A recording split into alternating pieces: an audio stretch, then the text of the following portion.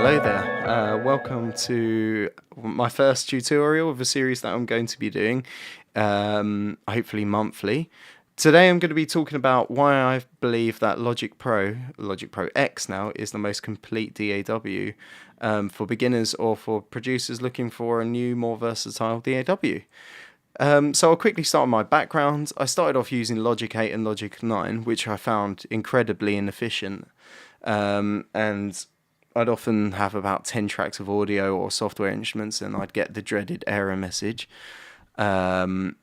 basically saying that the computer was too slow to run the session, which really I found killed my kind of vibe and made it really difficult for me to, go from inspiration to inspiration, writing songs quickly.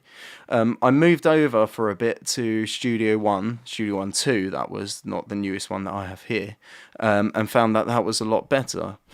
But fortunately, a few months later, Logic X came out, and I gave it a chance. And literally, the first time I opened it, I basically wrote a song within about 5 minutes, and it was probably the best sounding thing that I'd created, and it just flowed so nicely.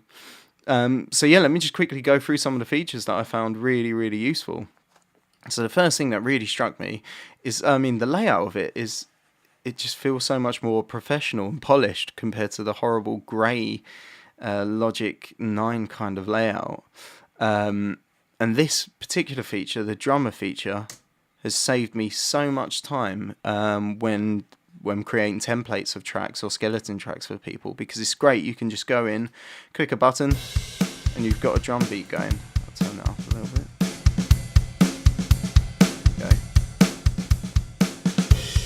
And there you go. Straight away you can start, creating your own little drum grooves and stuff. There we go. There's another drum bit. Let's see how that sounds. And in terms of changing it as well, we can just quickly click a few buttons and completely change the groove. Whereas before, everything would have to be, enter in kick drum, a snare, or you'd have to go through a series of libraries and find the right kind of loops, which to me was just inefficient. I mean, this is saving me so much time, like I said before. A great thing about it as well, you've got lots of different genres. So say, for example, you wanted to do something quickly with some electronic drums. There we go. Good old Ronnie. I love this. They've got little different personalities as well. So different drummers will play kind of different beats and different fills and stuff. So you've got more flexibility there. But also, if you did want to edit it, convert to MIDI region. There you go. There's your MIDI. You can just start moving stuff around, no problem. So yeah, that was the first thing that really, really, got me going with this. Another feature. Let's add a software instrument. Let's do something a bit simple. Let's do that. So the next feature that I really love, rather than having to go through the whole environment, we now have MIDI effects, which is great. I can just put on an arpeggiator just like this without having to, go through the whole environment setup, which was just inefficient for me personally. So I don't know how this is going to sound, but awful. There we go. So now I can just straight away. Oh, let's bring that down. There we go. Straight away, let's record this.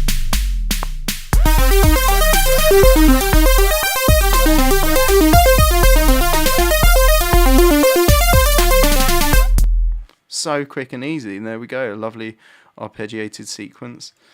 I say lovely, I'm sure you all disagree with that. But again, very easy. The other great thing about this, let me quickly get rid of that, is the track stacks as well. So, say for example, I wanted this played on several different instruments. Before I'd have to go, okay, copy, paste, or I'd have to record it in like this, which doesn't always work. As you can see, they weren't all armed. So now track stack, literally all I have to do is just pop that there. And if you watch the metering levels, plays all the instruments rather than one, which is great. Another feature I really love, because I always love layering up my instruments and creating quite advanced textures. So that's really good. In terms of the audio, so you've got the typical audio feature there, which is great if you just want to record any line-in instruments, any mic instruments. But also what comes with it as well, the amps and guitar pedals. I mean, they're not perfect, but they for me do a decent job. They're if you're a new producer and you just need to quickly get some guitars down, they're absolutely fine. For me, software plugins on guitars never sound as good as the real thing. Having an actual SM57 on an amp, or even compared to something like an Axe Effects or a Kemper, it never lives up to that hype. Even things like the bias effects, which are meant to be really good, I still don't rate them. So I'm a bit, it's okay. I'd always use my Kemper over these, but again, for £100, £200, you get all these amps, you get all these effects as well, and you can get a usable sound, no doubt. The other thing they've done, they've actually updated the way their effects look as well, so now it's a lot more presentable. Things like the compressors, and this compressor is actually amazing.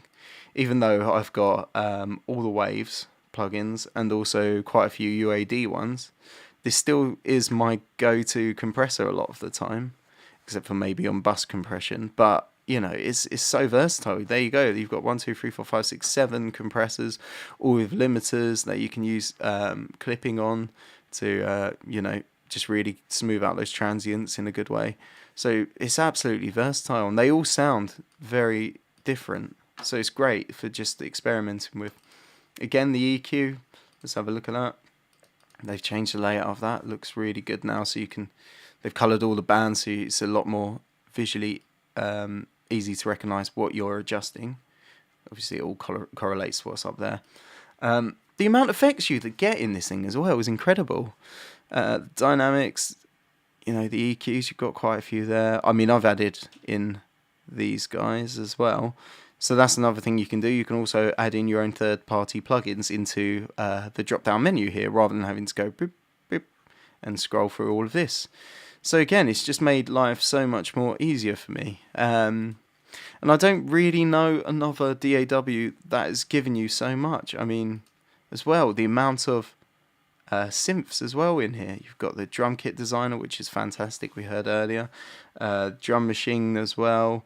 We've got Alchemy, which is probably one of my favourite go-to synths now, even though I've got things like Omnisphere and Complete 11 and Rob Papen and Slate Digital, which is drums, but even still, I tend to find myself going to this quite a lot. Also, when you get Logic, any new updates, you just go, where is it, Sound Library, download all available sounds. You get presented with a load of sounds that you can download, and it just makes a bit of software that costs a couple of £100, just an infinite sea of inspiration, new sounds and new things to explore. So, I mean, I really, really recommend this to anyone. Only setback is that it's only available on Mac, but if you have a Mac, go for it. Don't be put off by the fact that it looks a bit like GarageBand, because it is so much more advanced and so good to use. I've been using it for years now, and I couldn't recommend it highly enough. So yeah, I hope you've enjoyed today. Obviously, in the future we'll do proper tutorials rather than just me talking about my favourite DAW. But yeah, if you've liked it, please comment, like and subscribe below. Thank you very much. Bye bye.